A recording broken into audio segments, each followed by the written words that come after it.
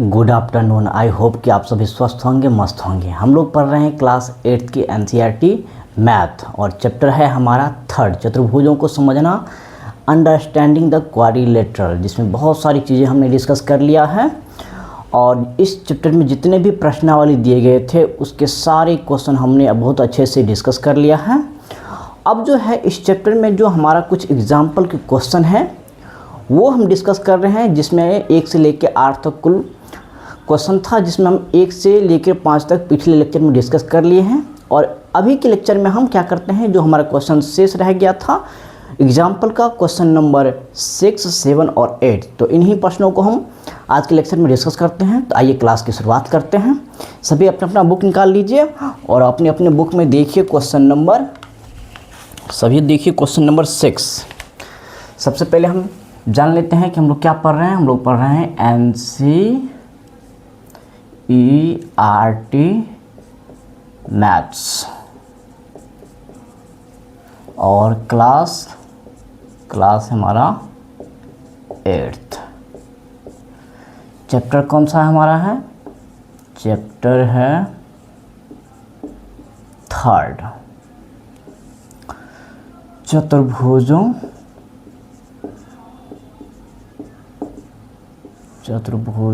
को समझना। तो इसके अंतर्गत हम क्या पढ़ रहे हैं? इसके अंतर्गत हम पढ़ रहे हैं एग्जाम्पल, और एग्जाम्पल का क्वेश्चन नंबर हमारा 6 है। तो सभी के पास बुक होगा, आप सभी अपना अपना बुक खोल लीजिए और इस चैप्टर में जो हमारा एग्जाम्पल का 6 नंबर क्वेश्चन है उस क्वेश्चन को एक बार पढ़िए और समझने की कोशिश कीजिए कि क्वेश्चन क्या कह रहा है। देखिए, दिया हुआ है कि आकृति 3.25 में HELP एक समांतर चतुर्भुज है और जिसमें कि OE के वैल्यू दिया हुआ है 4, HL जो है वो PE से 5 अधिक है और हमें OH ज्ञात करने के लिए कहा गया है। तो देखिए, सबसे पहले क्या करते हैं, जो दिया गया आकृति है हम वो आकृति बना लेते हैं। आकृति देखिए कुछ इस प्रकार से है। आप लोग भी अपने अपने नोटबुक में बनाने की कोशिश कीजिए। देखिए, ये हमारा दिया हुआ है ये आकृति और ये पॉइंट हमारा P है, ये है H, ये पॉइंट E है और ये पॉइंट है L। और देखिए इसमें दिया हुआ है विकर्ण। विकर्ण जानते होंगे आप लोग क्या होता है, एक सिर से उसके सामने के सिर को मिलाने वाली लाइन। तो एक विकर्ण ये है और दूसरा विकर्ण ये है। इस विकर्ण ये हमारा एक PE है और दोनों ही विकर्ण जो है बिंदु O पर क्या कर रहा है, एक दूसरे को काट रहा है। अब देखिए, ये हमारा आकृति है और ये आकृति क्या चीज़ का है, ये है समांतर चतुर्भुज। सवाल में दिया हुआ है, आप लोग पढ़िए, ये है समांतर चतुर्भुज। और देखिए इसमें दिया है OE दिया हुआ है कि OE कितना है, OE है 4 सेंटीमीटर और दिया हुआ है कि HL जो है वो PE से 5 अधिक है, यानी कि HL जो है PE+5 है। ये दो चीज़ दिया हुआ है। HL जो है PE से 5 अधिक है। अब देखिए इसमें हमें क्या कहा गया है, OH ज्ञात करने के लिए। OH क्या करना है, हमें ज्ञात करना है। देखिए, चलिए इस सवाल को देखते हैं कैसे सॉल्व करते हैं। देखिए, सबसे पहले जान लीजिए कि ये एक समांतर चतुर्भुज है, सभी को पता है। और इसमें दो विकर्ण हैं, एक विकर्ण हमारा PE है और एक विकर्ण हमारा HL है और दोनों ही विकर्ण O बिंदु पर क्या कर रहा है, एक दूसरे को समद्विभाजित करता है। क्योंकि हमें पता है कि समांतर चतुर्भुज के दोनों ही विकर्ण क्या करते हैं, एक दूसरे के समद्विभाजित करते हैं। तो इसका मतलब क्या हुआ कि ये जो विकर्ण है PE HL को 2 बराबर भाग में बांट रहा है, तो क्या होगा, OH जो है OL के बराबर होगा। इसी प्रकार से ये जो HL विकर्ण जो है PE विकर्ण को बिंदु O पर 2 बराबर भाग में बांट रहा है, यानी कि OE जो है OP के क्या होगा, बराबर होगा। तो देखिए हम क्या लिखेंगे सॉल्यूशन में हम लिखेंगे समांतर चतुर्भुज, क्या नाम है इसका,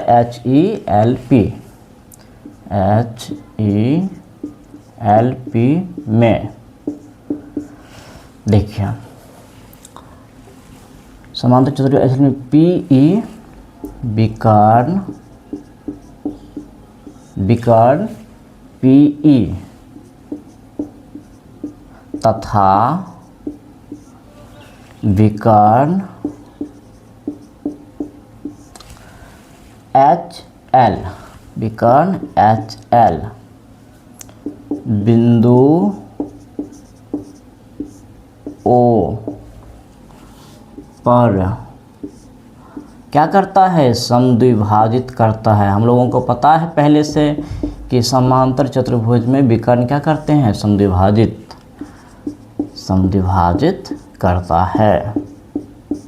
इसका मतलब क्या हुआ कि ये जो है OE OP के बराबर होगा, तो हम क्या लिखेंगे OE बराबर, या फिर हम क्या लिखेंगे OP बराबर OE। इसी प्रकार से और क्या लिखेंगे OH बराबर OL, क्योंकि ये दोनों भी आपस में क्या होगा, बराबर OL। अब देखिए OP जो है OE के बराबर है और OE हमें सवाल में पहले से दिया हुआ है 4 सेंटीमीटर। इसका मतलब ये जो OE की जगह पे हम 4 सेंटीमीटर पुट कर देते हैं, तो यानी कि OP भी हमारा कितना आ गया, 4 सेंटीमीटर, क्योंकि दोनों बराबर हैं। अब देखिए OE है 4 सेंटीमीटर और OP भी है 4 सेंटीमीटर। इसका मतलब ये पूरी लंबाई P से लेके E तक, PE कितनी होगी, 4 ये और 4 ये, यानी कि ये टोटल लंबाई कितना होगा, 8 सेंटीमीटर। तो हम क्या लिखेंगे PE बराबर OP प्लस OE। तो देखिए PE कितना आ गया हमारा, OP कितना निकाले हैं, 4 सेंटीमीटर प्लस ये OE तो पहले सवाल में दिया हुआ है, ये कितना है, ये भी है 4 सेंटीमीटर। तो ये हमारा PE की कुल लंबाई कितना आ गया, 8 सेंटीमीटर आ गया। अब देखिए इधर आ जाइए, इसी प्रकार से देखिए सवाल में क्या दिया हुआ है कि ये जो HL है, यानी कि ये पूरी लंबाई जो है H से लेके L तक, ये P से क्या है, 5 अधिक है। तो इसी प्रकार से ये जो हमारा HL दिया हुआ है पहले से, HL बराबर क्या होगा, PE प्लस 5 सेंटीमीटर। तो देखिए HL P तो हम पहले से ही निकाल चुके हैं कि ये कितना है, 8 सेंटीमीटर। तो हम P की जगह पर क्या लिखेंगे, 8 सेंटीमीटर और प्लस ये 5 सेंटीमीटर, दोनों को जोड़ लेंगे तो HL कितना आ गया, 8 और 5 13 सेंटीमीटर। लेकिन हमें HL नहीं पूछा गया है, हमें क्या पूछा गया है, OH पूछा गया है। तो देखिए HL तो हमें पता चल गया, कितना निकाले हैं, 13 सेंटीमीटर। तो एक ही चीज़ बताइए, ये जो हमें OH पूछा गया है, ये तो इस पूरी लंबाई के क्या होगा, आधा होगा कि नहीं होगा, क्योंकि ये तो मिड पॉइंट है। तो OH बराबर क्या होगा, OL। तो हम क्या ऐसे लिख सकते हैं कि OH बराबर P नहीं, क्या है, HL/2। क्या हम लिख सकते हैं, H से L तक ये पूरा क्या है, हम निकाले हैं 13 सेंटीमीटर। O क्या है, मिड पॉइंट, ये दूरी और ये दूरी बराबर है, तो ये दूरी जो है इस पूरे दूरी का क्या होगा, आधा होगा। यानी कि ये 13 सेंटीमीटर है, तो ये इतना दूरी क्या होगा, 13 का आधा। तो यानी कि वही लिखे हैं, OH बराबर कितना होगा, HL का आधा। अब देखिए हम क्या करेंगे, OH बराबर एच एल हमारा कितना आया है 13 सेंटीमीटर और बट्टे 2। जब भागा देंगे तो कितना आएगा, 13 में 2 से भागा देंगे कितना होगा 6.5 सेंटीमीटर। तो देखिए ये हमारा OH आ गया और यही OH तो हमें फाइंड करना था। आई होप आप लोगों को समझ में आ गया होगा। तो जल्दी जल्दी से नोट कर लीजिए, हम बढ़ते हैं अगले क्वेश्चन की ओर। काफ़ी सरल क्वेश्चन था, मैंने सरल शब्दों में आप लोगों को समझाने की कोशिश किया है। आई होप समझ में आया होगा। तो जल्दी जल्दी से नोट कर लीजिए, वीडियो को पॉज कीजिए और नोट कीजिए। आई होप नोट कर लिए होंगे। चलिए अगर नोट कर लिए हैं तो इस क्वेश्चन को क्या करता हूँ, यहाँ से हटाते हैं और हम चलते हैं अगले क्वेश्चन की ओर। अगला क्वेश्चन हमारा कौन सा है, क्वेश्चन नंबर 7। आप लोग अपने अपने बुक में एक बार क्वेश्चन नंबर 7 को पढ़िए तो और समझने की कोशिश कीजिए कि क्वेश्चन नंबर 7 क्या कहता है।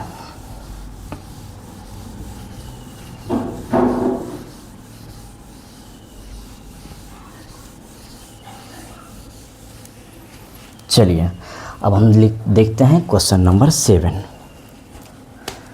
क्वेश्चन नंबर 7 देखिए, क्वेश्चन नंबर 7 देखिए एक बार। क्वेश्चन नंबर 7 देखिए, पेज नंबर 34 पे दिया हुआ है। क्या कह रहा है कि RIC एक समचतुर्भुज है, आकृति 3.30, XY तथा Z का मान ज्ञात कीजिए और अपने उत्तर की पुष्टि कीजिए। देखिए दिया हुआ है कि RICE एक क्या है, समचतुर्भुज है। आप लोग पढ़े हैं समचतुर्भुज क्या होता है, जिस चतुर्भुज की सभी भुजाएं आपस में क्या होती है, बराबर, और सम्मुख भुजाएं समांतर होती है। यही न विशेषता है समचतुर्भुज की। तो देखिए जो आकृति दिया गया है बुक में, उस आकृति को एक बार हम क्या करते हैं, बना लेते हैं। देखिए आकृति कुछ इस प्रकार से है। देखिए ये आकृति कुछ इस प्रकार से दिया हुआ है। आप लोग भी बनाइए अपने अपने नोटबुक में बनाइए। और देखिए दिया हुआ है इसका विकर्ण, ये एक विकर्ण है और एक विकर्ण ये दिया हुआ है। विकर्ण जहाँ बनाने आता होगा आप लोगों को, और विकर्ण क्या होता है जानते होंगे। और दोनों ही विकर्ण जो है O पॉइंट पे क्या कर रहा है, एक दूसरे को काट रहा है। और देखिए और क्या दिया हुआ है, ये पॉइंट R है, ये है I, ये पॉइंट C है और ये पॉइंट E है।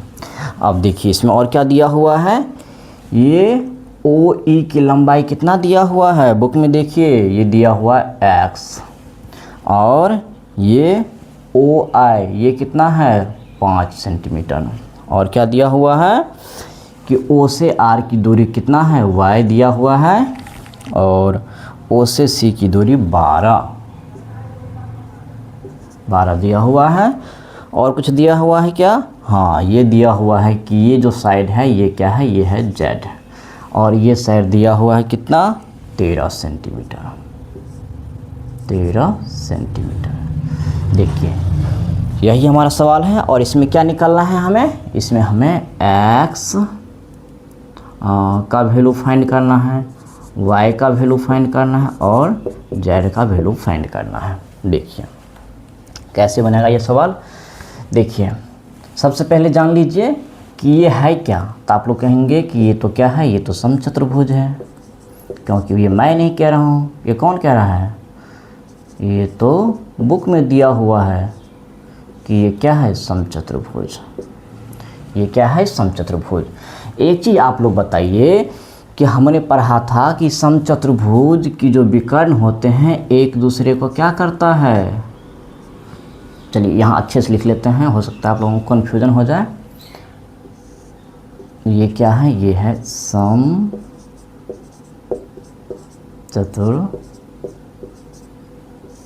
ये क्या है, समचतुर्भुज। अब देखिए हाँ, तो मैं क्या बता रहा था कि हम लोगों ने पढ़ा हुआ है कि समचतुर्भुज में सभी भुजाएं क्या होती है, आपस में बराबर, यानी कि ये साइड और ये साइड और ये साइड क्या होंगे, आपस में बराबर होगा। तो एक चीज़ बताइए, ये साइड अगर 13 सेंटीमीटर है तो ये भी कितना होगा 13 सेंटीमीटर, ये भी कितना होगा 13 सेंटीमीटर, ये भी कितना होगा 13 सेंटीमीटर। यानी कि Z का वैल्यू हमारा पता चल गया कितना 13 सेंटीमीटर। अब देखिए अब हम आते हैं इसके विकर्ण पे। हम लोगों ने पढ़ा हुआ है कि समचतुर्भुज के विकर्ण परस्पर लंब समद्विभाजक होते हैं। इसका मतलब क्या हुआ कि दोनों ही विकर्ण एक दूसरे को समकोण पर समद्विभाजित करता है, बराबर बराबर एक दूसरे को काटता है। तो देखिए इस आकृति में एक हमारा विकर्ण कौन सा है, आर सी, और एक विकर्ण है हमारा आई ई या फिर ई आई। ये दोनों ही विकर्ण बिंदु ओ पर क्या कर रहा है, एक दूसरे को समद्विभाजित कर रहा है।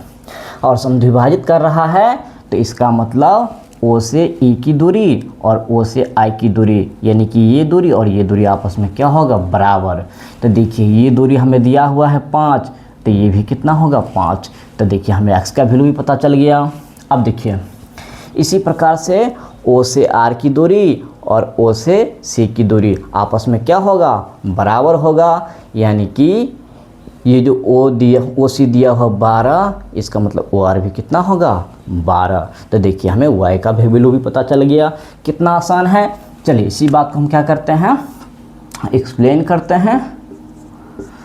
समचतुर्भुज, ये क्या है, समचतुर्भुज। समचतुर्भुज आर आई सी ई में देखिए विकर्ण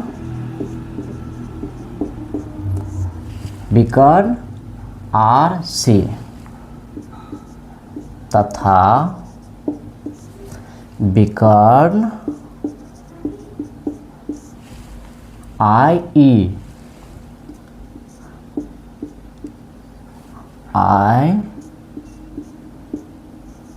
ई परस्पर बिंदु ओ पर एक दूसरे को लंब समद्विभाजित करता है।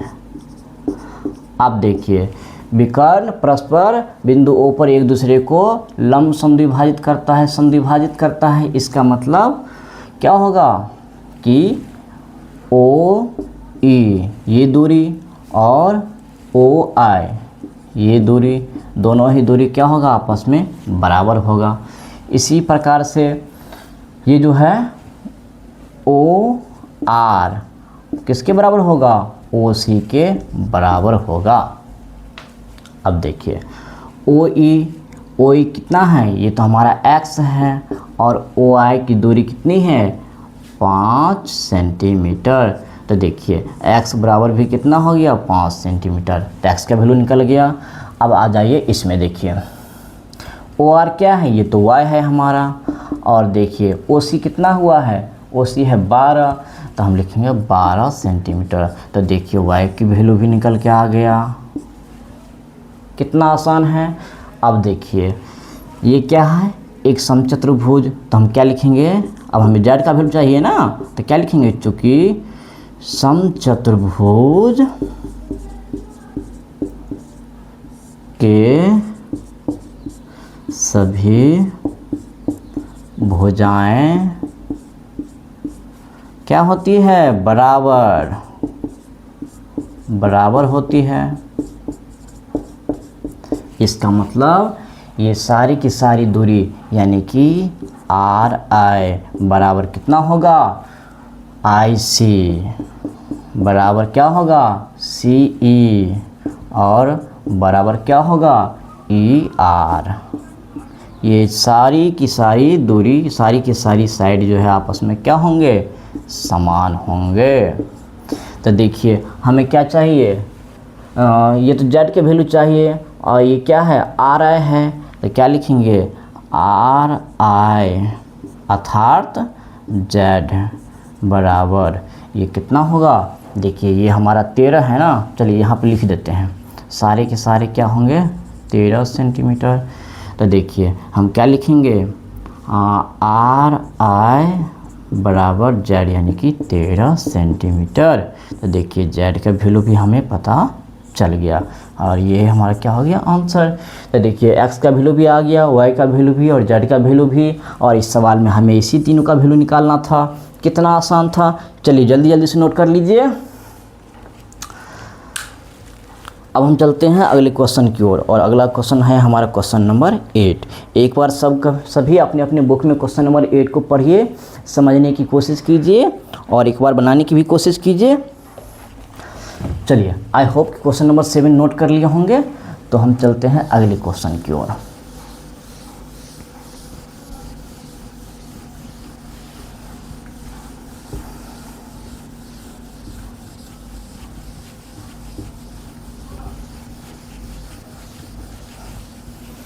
चलिए क्वेश्चन नंबर 8 आई होप कि पढ़ लिए होंगे। अब हमारा कौन सा है ये क्वेश्चन नंबर 8। देखिए क्वेश्चन नंबर 8 दिया हुआ है पेज नंबर 35 पे। क्या दिया हुआ है कि RENT एक आयत है। क्या है, एक आयत है और आकृति दिया हुआ है 3.35। देखिए आकृति पीछे दिया हुआ है बुक में, आप लोग देख सकते हैं। इसके विकर्ण एक दूसरे के ऊपर प्रतिच्छेद करते हैं, x का मान ज्ञात कीजिए। देखिए क्या दिया हुआ है, आकृति दिया हुआ है बुक में, एक बार आप लोग बनाने की कोशिश कीजिए। आकृति देखिए कुछ इस प्रकार से दिया हुआ है, ये कुछ इस प्रकार से आकृति दिया हुआ है।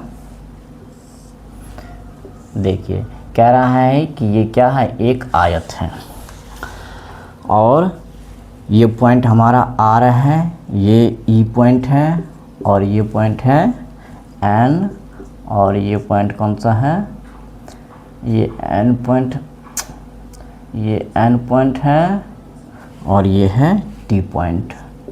और देखिए इसमें और क्या दिया हुआ है, इसका विकर्ण दिया हुआ है।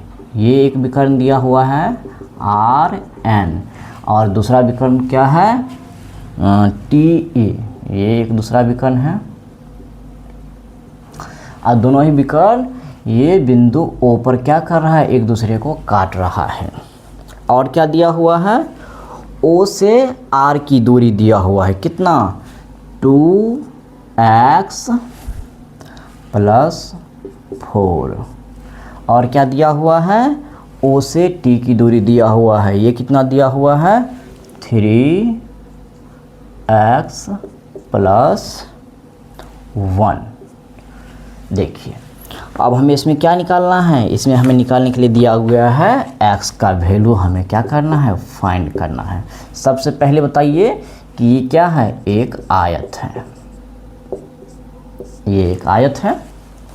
अब देखिए हमें x का वैल्यू फाइंड करना है। देखिए आप लोग ध्यान से देखिए और याद कीजिए कि आयत के बारे में हमने क्या पढ़ा था। तो आप लोगों को पता होगा कि हमने पढ़ा था कि आयत के दोनों विकर्ण एक दूसरे के क्या होते हैं, बराबर होते हैं। यानी कि ये विकर्ण जो है हमारा RN और एक विकर्ण जो हमारा TE, दोनों विकर्ण आपस में क्या है, बराबर है। और क्या जानते हैं, और ये भी जानते हैं कि आयत के विकर्ण एक दूसरे के समद्विभाजित भी करते हैं। दोनों विकर्ण आपस में बराबर तो है ही, लेकिन दोनों ही विकर्ण एक दूसरे को बराबर बराबर काटता भी है। यानी कि ये OR और ये ON आपस में क्या होगा, बराबर होगा। इसी प्रकार से OT और O ये भी क्या होगा, आपस में बराबर होगा। लेकिन एक चीज़ आप लोग थोड़ा गहराई में जाकर सोचिए कि जब दोनों ही विकर्ण एक दूसरे के बराबर है और एक दूसरे को बराबर बराबर काटता है, इसका मतलब क्या हुआ कि O पॉइंट से R की दूरी, O से E की दूरी, O से N की दूरी और O से T की दूरी, ये सभी दूरी क्या होगा, आपस में बराबर होगा। आई होप आप लोगों को समझ में आया होगा। तो चलिए हम चलते हैं सॉल्यूशन की तरफ। क्या लिखेंगे, आयत, आयत RENT, RENT में क्या लिखेंगे कि चूंकि आयत के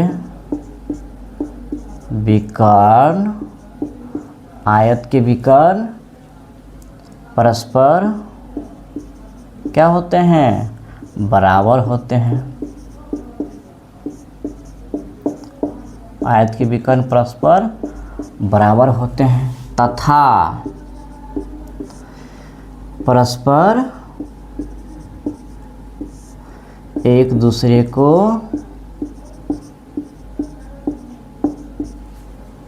समद्विभाजित करता है।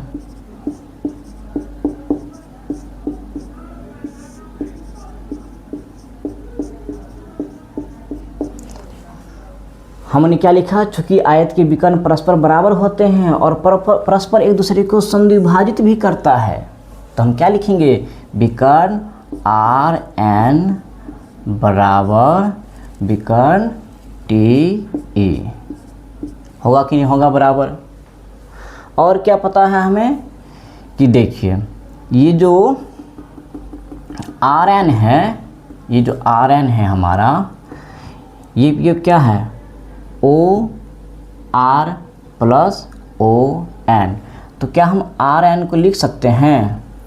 क्या लिख सकते हैं कि आर एन की जगह पे हम लिख सकते हैं O R plus O T, sorry O N. लिखेंगे कि नहीं लिखेंगे? बराबर टी ई, टी ई की जगह हम क्या लिख सकते हैं? ओ टी प्लस ओ ई। लिख सकते हैं कि नहीं? लिख सकते हैं, लिख सकते हैं। तो एक चीज़ बताइए कि ये जो हमारा दूरी है, ये जो दूरी है और ये जो ओ टी है और ये ओ ई है, एक चीज़ बताइए आप लोग कि जब ये दोनों विकर्ण परस्पर क्या है? बराबर है, और ये जब ये जो है ओ पॉइंट जो है दोनों ही विकर्ण का मिड पॉइंट है, इसका मतलब ये जो ओ आर है ये क्या होगा? ओ एन के बराबर। बराबर क्या होगा? ओ टी बराबर क्या होगा? ओ ई। होगा कि नहीं होगा? आई होप ये आप लोगों को शायद कंफ्यूज कर रहा होगा। एक बार ध्यान से सुनिए। जब दोनों ही विकर्ण एक दूसरे के बराबर हैं और ये जो ओ पॉइंट है ये दोनों ही विकर्ण का क्या है? मिड पॉइंट है। इसका मतलब ओ से आर की दूरी, ओ से ए की दूरी और ओ से एन की दूरी और ओ से टी की दूरी, यानी कि ये सभी आपस में क्या होंगे? बराबर होंगे। वही बात तो लिखे हैं कि ओ आर ये दूरी, ओ एन यानी कि ये दूरी और ओ टी यानी कि ओ से टी की दूरी ये वाला और ओ से ई की दूरी, ये सभी दूरी आपस में क्या होंगे? समान होंगे। होगा कि नहीं होगा? अब देखिए, तो इसका मतलब क्या हुआ कि ये जो है इससे हम क्या निकालेंगे कि ये जो हमारा ओ आर है, ओ आर और ये जो ओ टी है ये भी क्या होंगे? आपस में बराबर। ये जो है ये चारों ही आपस में बराबर है, तो हम क्या लिख सकते हैं कि ये ओ आर जो है ओ टी के बराबर होगा। जब चारों ही आपस में बराबर है तो क्या हम नहीं ये लिख सकते हैं कि ओ आर ओ टी आपस में बराबर? लिख सकते हैं। तो देखिए जब हम लिख सकते हैं तो इसका मतलब ये जो हमारा ओ आर की वैल्यू दिया है कितना? 2x + 4, ये वैल्यू हम यहाँ पर लिखेंगे 2x + 4 बराबर ओ टी बराबर सवाल में कितना दिया हुआ है? 3x प्लस ये क्या है? 1। देखिए ये क्या बन गया? एक समीकरण बन गया है। अब देखिए ये कौन सा समीकरण बन गया? याद कीजिए हम लोग चैप्टर 2 में पढ़े थे एक चर वाला रैखिक समीकरण।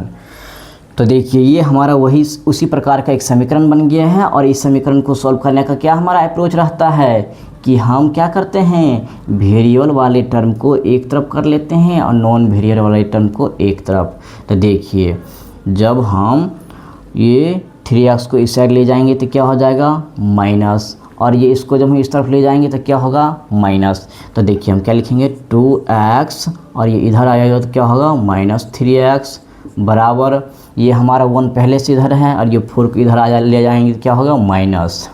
तो देखिए 2x में से 3x घटेगा तो क्या हो जाएगा -x, और ये 1 में से 4 घटेगा तो क्या होगा -3।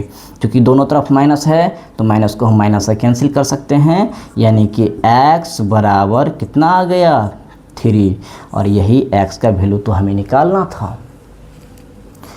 तो देखिए हमारा x का वैल्यू निकल के आ गया है। तो आई होप कि ये क्वेश्चन जो है आप लोगों को समझ में आया होगा। तो हमने अभी के लेक्चर में क्या क्या देख लिया है, एग्जाम्पल का हमारा ये जो हमारा चैप्टर 3 है इसके अंतर्गत जो एग्जाम्पल के क्वेश्चन थे, तो क्वेश्चन नंबर 6, 7 और 8 अभी के लेक्चर में हमने डिस्कस कर लिया है। इस चैप्टर में टोटल जो है 8 ही एग्जाम्पल के क्वेश्चन दिए गए थे। हमने सारे क्वेश्चन एक एक करके अच्छे से डिस्कस कर लिया है, और इस प्रकार से ये हमारा चैप्टर 3 चतुर्भुजों को समझना पूरी तरह से कंप्लीट हो जाता है। तो आज का लेक्चर हमारा यहीं तक रहेगा। अब जो है हम नेक्स्ट लेक्चर में नए चैप्टर की शुरुआत करेंगे। तो हम मिलते हैं नेक्स्ट लेक्चर में। Have a good day, thank you. I hope कि ये लेक्चर आप लोगों को पसंद आएगा और आप लोगों के लिए बेनिफिशियल रहेगा। Take care.